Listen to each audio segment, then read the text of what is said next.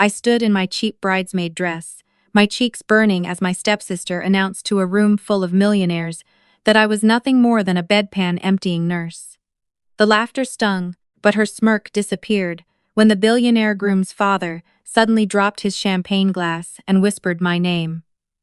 If you had asked me at 18 what my life would look like, I never would have imagined myself standing inside the gilded, suffocating luxury of a Newport mansion, being treated like a glorified servant by my own family. But then again, family is a relative term. My mother died when I was 7. 5 years later, my father, a kind but tragically passive man named Thomas Bennett, married Brenda. Brenda didn't just arrive with emotional baggage. She came with a 10-year-old daughter named Stephanie. From the moment Stephanie entered our modest suburban home in Boston, the atmosphere changed completely. She was pageant pretty, intensely demanding, and had an uncanny ability to exploit my father's guilt over my mother's death into a steady flow of allowances, cars, and vacations. I became the invisible sibling. While Stephanie was enrolled in elite ballet classes and private AC tutoring that she would eventually fail, I was quietly maintaining a 4.0 GPA, working double shifts at a local diner, and watching my father slowly deteriorate from early onset heart failure. When he passed away during my freshman year of college, the last remaining connection between Brenda, Stephanie, and me was completely severed. Brenda inherited the house and the modest life insurance policy, which she and Stephanie quickly cashed out to move into a trendy condo in Back Bay. I was left with a box of my father's old sweaters, no financial support, and a determination to never feel powerless again. I didn't just become a nurse. The way Stephanie and Brenda said the word nurse always carried a subtle, unmistakable bitterness, as if it meant servant. They had no idea what my actual life involved. After completing my BSN with honors, I didn't stop. I went on to earn my master's and became a cardiovascular intensive care unit (CVICU) nurse practitioner at Massachusetts General Hospital. For those outside the medical field, the CVQ is where human fragility meets modern medicine at its highest level. I specialized in ECMO, extracorporeal membrane oxygenation. It is the absolute last resort when a patient's heart and lungs completely fail. We cannulate the major vessels, circulate blood through a machine that oxygenates it, and return it back into the body. It is highly unstable, extremely complex, and incredibly dangerous work.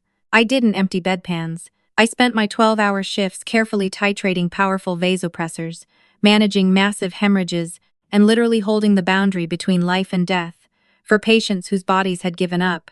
But to Stephanie, I was just Chloe, someone who wipes butts for a living. I had already distanced myself from them, keeping only cold, minimal text message contact for years. That was until a thick cream-colored envelope arrived at my apartment, sealed with gold foil lettering. Stephanie Collins and Preston Harrington request the honor of your presence. Preston Harrington was the heir to Harrington Logistics, a massive shipping and freight empire based in New York. He was wealthy, conventionally attractive in a bland, catalog model kind of way, and completely unaware of the kind of person he was about to marry. A day after the invitation arrived, Brenda called. It wasn't really a request. It was a summons. "Chloe, darling," Brenda said through the phone, her voice coated in artificial sweetness. "Stephanie simply insists you be a bridesmaid. It would look quite odd to Preston's family if her own sister wasn't in the bridal party. They're very traditional people. We need to present a united family front." I understood exactly what that meant. The Harringtons came from old money, and Brenda needed to fabricate a polished, loving family image to hide the fact that she and Stephanie were essentially high society opportunists who had already drained my father's wealth years ago.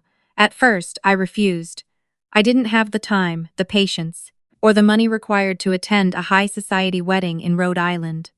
But Brenda didn't play fair. She threatened to withhold a small collection of my mother's antique jewelry, the only remaining items of my mother's that Brenda hadn't already sold off.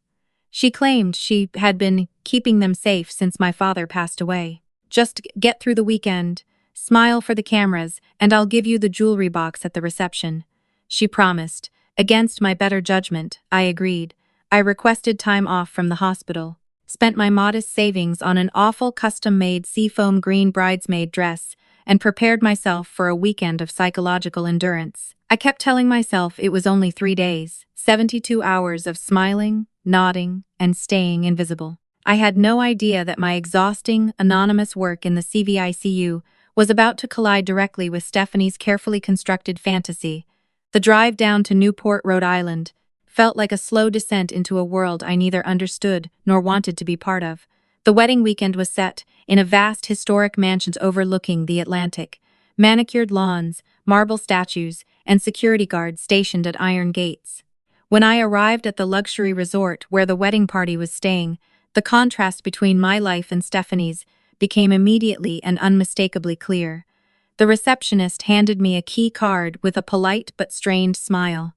Unlike the other 5 bridesmaids, all women Stephanie had met over the past 2 years at upscale Pilates studios and charity galas, they were given ocean view suites on the top floor. My key card opened a cramped, windowless room on the ground floor, right next to the industrial ice machine and service elevator. I dropped my duffel bag onto the stiff mattress and sighed. "Keep your eyes on the prize, Chloe," I muttered to myself. "Get the jewelry. Go home. Never speak to them again." The rehearsal dinner that evening was held at an exclusive yacht club downtown. The dress code was nautical elegance, which meant the room was filled with navy blazers, Rolex watches, and women wearing dresses worth more than my monthly rent. I wore a simple black cocktail dress I had bought on clearance 3 years ago. The Harrington family was present in full force. Preston's friends were exactly as expected: loud, entitled, and quick to ask invasive questions about people's finances. Preston himself was polite but distant, offering a distracted, "Oh, right, nice to see you. Grab a drink," before being pulled away by the groomsmen. Noticeably absent was Preston's father, Arthur Harrington. I had overheard whispers from the bridesmaids that Arthur, the notoriously strict patriarch of the Harrington Empire, had been delayed in New York due to a corporate merger, and would arrive later that evening. Stephanie paced near the oyster bar, clearly irritated. She had been desperate to impress Arthur, having only met him briefly twice before. He was the man with the checkbook, the gatekeeper to the generational wealth she was marrying into. Dinner was a long, exhausting 4-course affair. I was seated at the far end of the longest table, wedged between a deaf great-uncle and a groomsman, who spent 45 minutes explaining cryptocurrency to me without once asking my name. As dessert, a gold-leaf-dusted panna cotta was served, the sound of a silver spoon tapping crystal cut through the low hum of conversation. Stephanie stood at the head of the room, radiant in a white silk slip dress, microphone in hand. "Thank you all so much for being here," she began, her voice carefully soft and emotional. She delivered a polished, sanitized version of her and Preston's love story, filled with inside jokes that drew polite laughter from the wealthy guests. Then she turned her attention to the bridal party, moving down the line and praising each friend with exaggerated compliments. "Madison is my soulmate, an absolute genius in PR. Courtney is the most brilliant interior designer in Manhattan." Her gaze finally landed on me, and the room followed. "And of course we have my stepsister, Chloe," Stephanie said. Her smile remained tight, calculated, and did not reach her eyes. "We are so thrilled she could take a weekend off from the trenches." "To be here?" A few people gave awkward chuckles. "Chloe is a nurse," Stephanie continued in a patronizing tone, as if she were describing a child's lemonade stand. "So if any of you get a little stomachache tonight, or need someone to fetch you an aspirin and fluff your pillows, she's your person. Just don't ask her for actual medical advice. She mostly just empties bedpans and changes sheets while the real doctors handle the work, but we love her for it." A heavy silence followed. The room grew tense, filled with secondhand embarrassment. A few of Preston's groomsmen snickered into their wine glasses. Brenda, sitting nearby, shot me a tight warning look that clearly said not to make a scene. My heart pounded against my ribs, my face burned with sudden heat. It wasn't just the insult. It was the way my life's work was reduced to a joke in front of a room full of arrogant strangers. Years of exhausting 12-hour shifts, resuscitations, grief, and holding families together as their loved ones coded, all dismissed in a single remark. Under the table, I gripped my linen napkin so tightly my knuckles turned white. I wanted to stand up. I wanted to scream. I wanted to tell them about the 2-year-old trauma patient I had kept alive on an ECMO circuit just 3 days ago. But I swallowed it down. I looked at my plate, forcing myself to endure the humiliation, repeating the same thought, get the jewelry, go home and never speak to them again. Anyway, Stephanie continued smoothly, shifting attention back to herself. To Preston, the love of my life. To Preston, the room echoed. As the applause faded and conversations resumed, I quietly stood up. I needed air. I pushed my chair back and made my way through the crowded tables toward the French doors leading to the marina deck. Outside, the cool, salt air of the Atlantic hit my flushed face. I gripped the wooden railing and took deep, uneven breaths, trying to calm the urge to leave immediately and drive back to Boston. Behind me, the heavy doors opened, spilling warm light and the sound of a jazz quartet onto the deck. I didn't turn, assuming it was just another guest stepping out for a smoke. Footsteps approached, followed by the soft tap of a wooden cane against the deck. A man spoke, deep, rough, and carrying quiet authority. Usually, when someone is standing alone like that in frustration, it means something inside has gone wrong. I turned. An older man stepped into the moonlight. He wore a perfectly tailored charcoal suit. His silver hair was neatly kept, and his face carried deep lines shaped by years of pressure and high-level boardrooms. He stood with controlled posture, leaning slightly on a dark wooden cane. I recognized him immediately from the photos Brenda had shown me countless times. Arthur Harrington had finally arrived, but as the light hit him properly, I noticed a very specific detail, a jagged pale scar at the base of his neck, just above his collar. My breath caught, my clinical mind categorized it instantly. A central line scar, the distinct mark of an emergency jugular cannulation. Arthur Harrington stepped closer, pulling a silver cigar case from his pocket. He looked at me, his sharp steel-gray eyes locking onto mine. He gave a polite nod, but then suddenly stopped in his tracks. The cigar case slipped from his fingers, clattering loudly against the wooden deck. His jaw went slack, the color draining completely from his face. For a billionaire who was said to fear no one, he suddenly looked like he had seen a ghost. "My God," he whispered, his voice shaking. He took a staggered step forward, ignoring his cane. "It's you, my God," Arthur Harrington repeated. The silver cigar case now forgotten on the floorboards, he moved closer again, leaning heavily on his dark wooden cane. His sharp gray eyes scanned my face, as if trying to confirm what he was seeing. "It's you," he said again. I froze. The Atlantic breeze pushed my hair across my face, but I barely noticed it. My clinical training, built on rapid observation and assessment, immediately went into overdrive. I looked at the pale, jagged scar at the base of his neck. I noticed the faint outline of a sternotomy scar, barely visible beneath the open collar of his expensive shirt, and then the memory returned with overwhelming force. 8 months earlier, he had been admitted as a VIP case to the Mass General CVICU. The patient was transported via private medevac under the strict hospital-assigned alias Arthur Pendleton to prevent any major market reaction. He had suffered a massive anterior myocardial infarction, a widowmaker heart attack, during a board meeting in downtown Boston. The condition had quickly escalated into severe cardiogenic shock. His heart had simply failed. Dr. William Sterling, our chief cardiothoracic surgeon, had placed him on veno-arterial (VA) ECMO right there in the unit. For 3 exhausting weeks, Mr. Pendleton lay in bed fully dependent on the constant hum of the centrifugal pump, circulating his blood and sustaining his organs, while his heart recovered. I had served as his primary ECMO specialist through most of that critical period. I spent countless 12-hour night shifts in that sterile, dimly lit room. ECMO patients require very precise sedation to prevent them from waking up and accidentally removing the large tubes in their neck and groin, leaving them in a fragile, semi-conscious state. To stay awake and keep him anchored, I would talk to him. I spoke about the weather, read sections of the Boston Globe, and on the most unstable nights. When his blood pressure dropped and alarms sounded, I held his heavy, calloused hand and spoke about my father, Thomas. I told him how my father had died too young from heart failure, and how I refused to let another daughter receive that kind of phone call if I could prevent it. "Mr. Pendleton," I said quietly, the alias slipping out before I could stop myself. Arthur's expression shifted. His sharp features softened into something close to relief.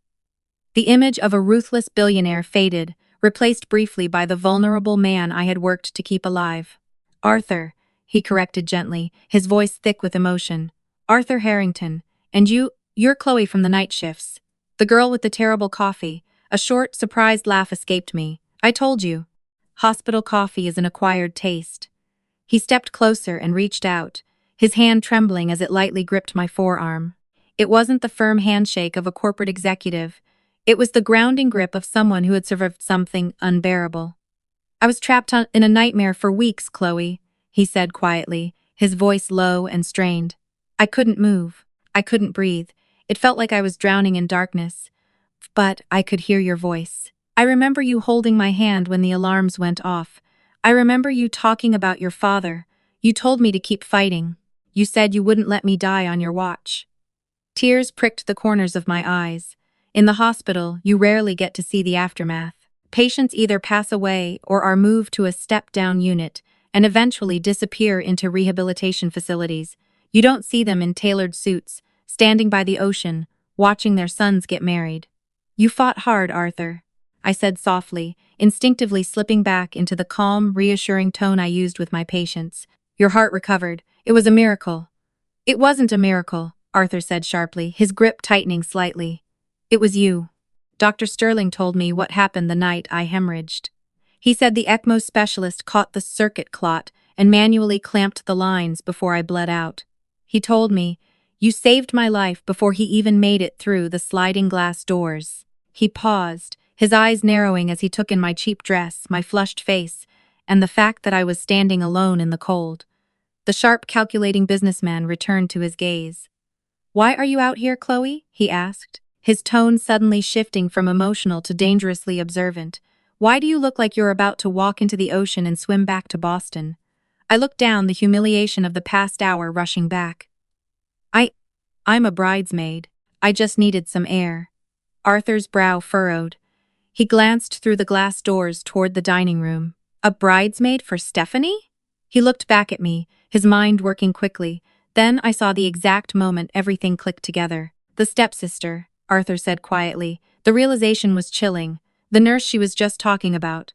I swallowed hard and looked away. Yes. Arthur's silence was heavy. I expected him to offer a polite, awkward apology for his future daughter-in-law's behavior. Instead, he straightened, his knuckles whitening around his cane. The warmth left his eyes completely, replaced by a cold, terrifying fury. He hadn't just arrived. He had been standing in the doorway during her speech. Come with me, Arthur ordered, turning toward the French doors. Arthur, no, please. I panicked, stepping back. I just want to get through this weekend. It's fine. It doesn't matter. He stopped and looked over his shoulder, his expression firm and unmovable. Chloe, you stood between me and death for 21 days. Do you really think I'm going to let a woman who is about to marry into my family treat you like a scullery maid? You are coming inside. I followed Arthur Harrington back into the dining room, my stomach twisting into tight knots. The jazz quartet was playing a lively tune, and the room buzzed with the post-dinner hum of expensive wine and elite networking. Stephanie stood near the center, her arm linked with Preston's, laughing theatrically at something a groomsman had said. Brenda was nearby, holding a glass of champagne, looking deeply satisfied with how the evening had gone. As Arthur and I entered, the atmosphere in the room shifted instantly. It was as if someone had cut the sound from the world. People noticed Arthur Harrington first. That was inevitable. But what they noticed next was the notoriously intimidating patriarch walking shoulder to shoulder with the poorly dressed, disgraced stepsister. Stephanie's laugh died in her throat. Her eyes locked onto Arthur, and a wide smile immediately appeared on her face. Then her gaze shifted to me, and the smile faltered, replaced by genuine panic and confusion. Arthur, Stephanie almost sang, leaving Preston behind as she hurried toward us. Her silk dress swished as she cut through the room. You made it. We were so worried your flight was grounded. We missed you during the speeches. She leaned in to kiss his cheek, but Arthur calmly stepped back, using his cane as a barrier. Her lips met nothing but air. Stephanie, Arthur said, his voice carrying clearly through the now quiet room. It held no sense of family warmth. A pleasant evening. Thank you, she replied quickly, recovering herself. She gave me a sharp, hostile look. And I see you found Chloe. Chloe, honestly, shouldn't you be checking the floral arrangements for tomorrow morning? I believe the coordinator was looking for you. It was a direct dismissal, essentially instructing her to step away, Brenda, noticing the tension, quickly walked over, her heels clicking across the parquet floor. "Mr. Harrington, it's so good to see you," Brenda said smoothly, attempting to place herself between Arthur and me. "Chloe was just stepping out for some fresh air. She isn't used to these late nights." "She is completely used to late nights, Brenda," Arthur cut in, his tone sharp and final. The room went completely silent. Even the jazz quartet lost rhythm and stopped playing. Preston, confused, stepped forward. "Dad, is everything okay?" Arthur did not look at his son. His attention remained fixed on Stephanie, who was now visibly pale under her makeup. "I arrived about 15 minutes ago," Arthur said to the room, still not breaking eye contact with my stepsister. "Just in time to hear my future daughter-in-law give her very charming toast." Stephanie's hands went to her chest. "Oh, Arthur, it was just jokes. We were having fun." "Were we?" Arthur asked quietly. He slowly turned so that everyone in the room, the wealthy guests, the groomsmen who had laughed, the bridesmaids who had ignored me, was now watching. "8 months ago," Arthur continued, his voice echoing through the hall, "I suffered a severe heart attack. It was kept private for obvious reasons. My heart completely failed. I was flown to Massachusetts General Hospital and placed on ECMO life support. For 3 weeks, I was essentially unconscious and dependent on machines to survive." A wave of shock moved through the crowd. Preston looked completely stunned. Arthur had previously told everyone he was at a wellness retreat in Switzerland.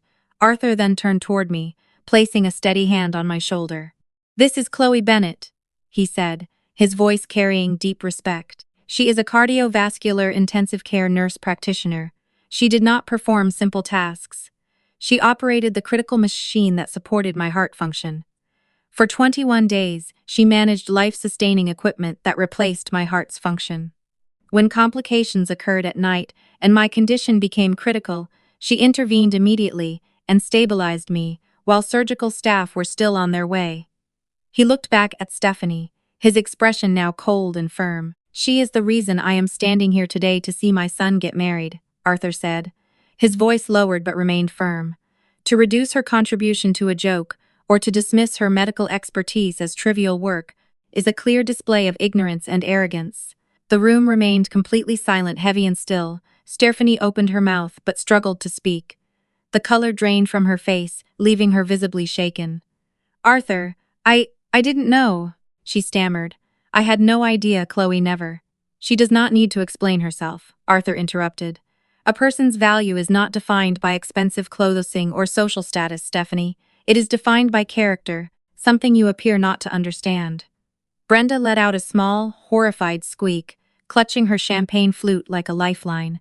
Her carefully constructed illusion of a wealthy, loving family was being destroyed in real time by the very man she had tried to mislead. Preston stepped forward, his face flushed deep red with embarrassment. "Dad, please." Stephanie was just nervous. She didn't mean anything by it. Arthur finally looked at his son, a deep expression of disappointment settling on his face. "Preston, you are 30 years old. You are about to inherit thousands of employees.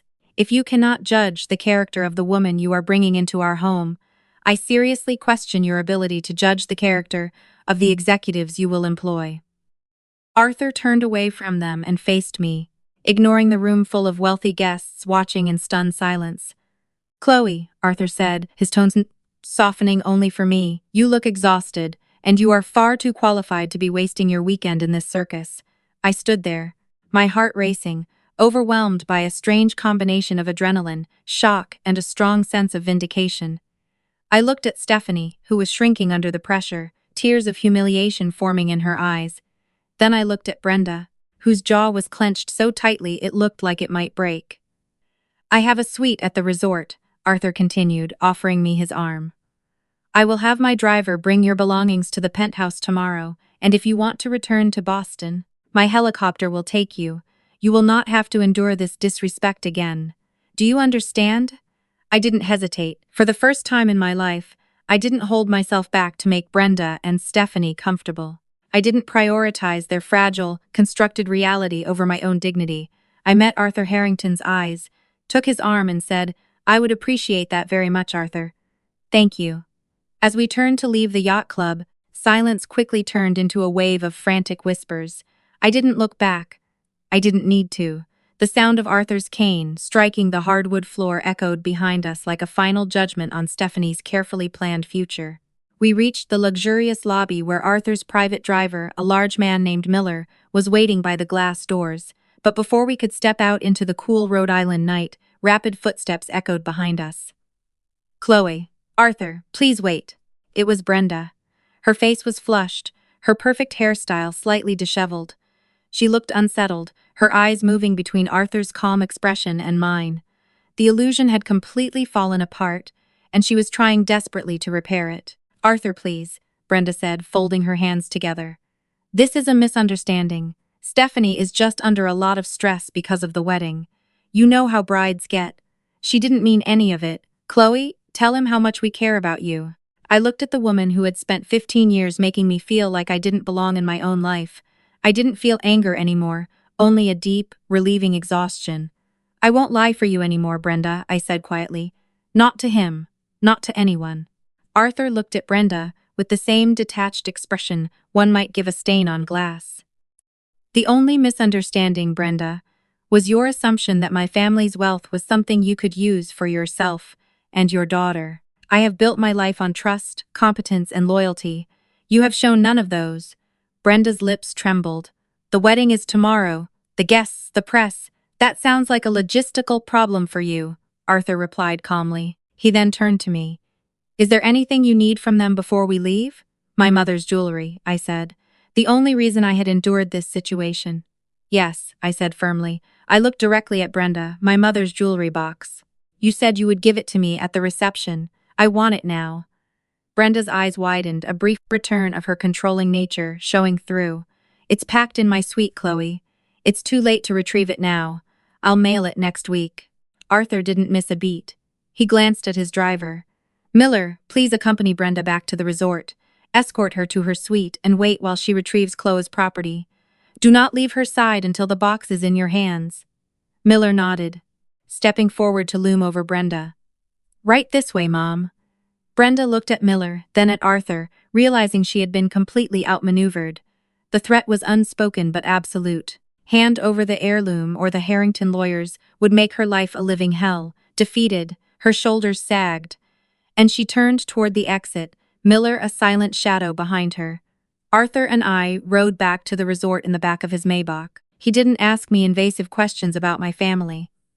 Instead, we talked about the hospital.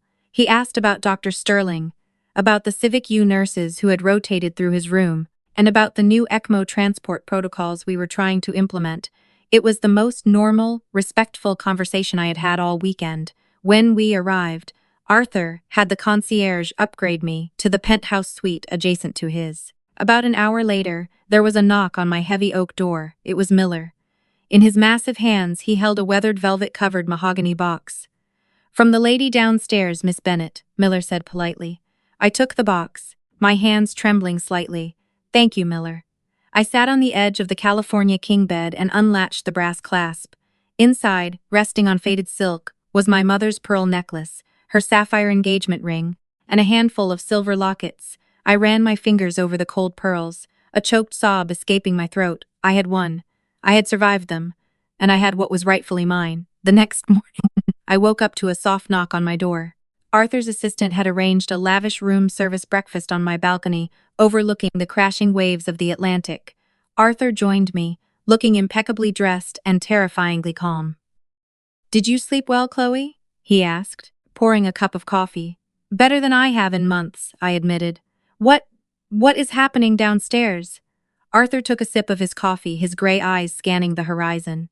"There will be no wedding today." I stopped buttering my toast. "What?" When Preston returned to the hotel last night, he and Stephanie had a rather spectacular confrontation. Arthur explained, his tone completely matter-of-fact. Without an audience to perform for, Stephanie's true nature made a rather aggressive appearance. She threw a vase at his head. She screamed about the prenup, about the money, and about how I had ruined her perfect day. Preston, it seems, finally woke up. He called the wedding off at 3 a.m. I was stunned. "The guests? The catering. My team is handling the cancellations and the non-disclosure agreements," Arthur said smoothly. "Brenda and Stephanie were asked to vacate the premises by 8 a.m. Their bills have been settled. but their access to the Harrington accounts has been permanently severed. They are currently driving back to Boston. The finality of it all washed over me. The charade was over. Stephanie had flown too close to the sun on wings made of my father's money, and she had finally burned. "And you?" Arthur asked, looking at me. "My helicopter is on the helipad. The pilot is ready whenever you are. Though, if you ever decide you are tired of the winters in Boston, the Harrington Foundation is currently building a new cardiovascular research wing in Manhattan. We could use a director who knows how to operate under pressure." I smiled, a genuine, unguarded smile. For the first time, the heavy, suffocating presence of my step-family finally lifted completely. "I appreciate the offer, Arthur," I said, gazing out toward the ocean, "but my patients in the CVQ are waiting for me." An hour later, I was secured in a leather seat inside a Sikorsky helicopter, the roar of the rotors drowning out everything below. As we lifted off, I watched the grand, gilded mansion along the coastline shrink into nothing more than a small speck at the edge of the sea. Looking back, that wedding wasn't the end of my family, but the beginning of my real life. Arthur Harrington didn't just give me an apology. He gave me the respect my own family never could. Stephanie got her millionaire, but I got my dignity. Sometimes, being just a nurse is exactly what it takes to bring an empire of arrogance crashing down.